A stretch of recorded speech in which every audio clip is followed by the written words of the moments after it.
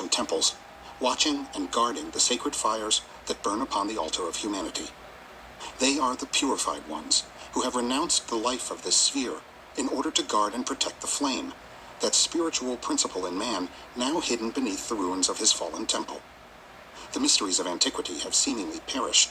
The faith, however, of the Golden Age, the first religion of man, can never wholly die.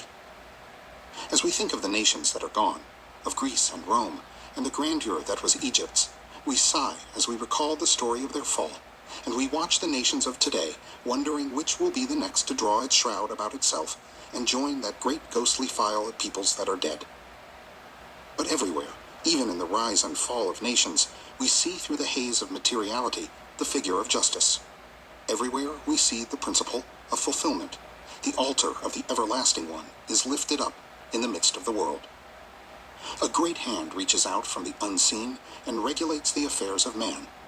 It reaches out from that great spiritual flame which nourishes all created things, the never-dying fire that burns on the sacred altar of cosmos, that great fire which is the Spirit of God. If we turn again to the races now dead, we shall discover the cause of their destruction.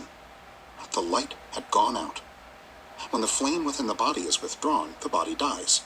When the light was taken from the altar, the temple no longer was the dwelling place of a living God.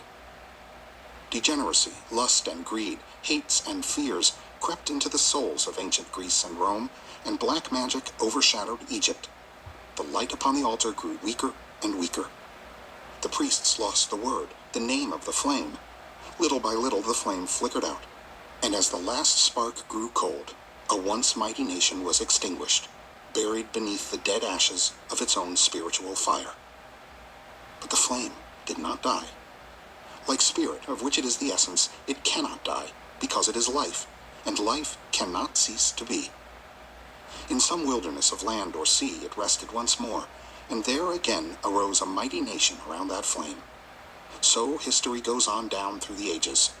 As long as people are true to the flame, it remains.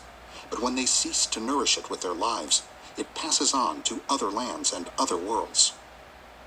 The worshippers of this flame are now called heathens. Little do we realize that we ourselves are heathens until we are baptized of the Holy Spirit, which is fire. For fire is light, and the children of the flame are sons of light, even as God is light. There are those who for ages have labored with man to help him kindle within himself this spark, which is his divine birthright. These are the ones who by their lives of self-sacrifice and service have awakened and tended this fire, who through ages of study have learned the mystery it contains, and whom we now call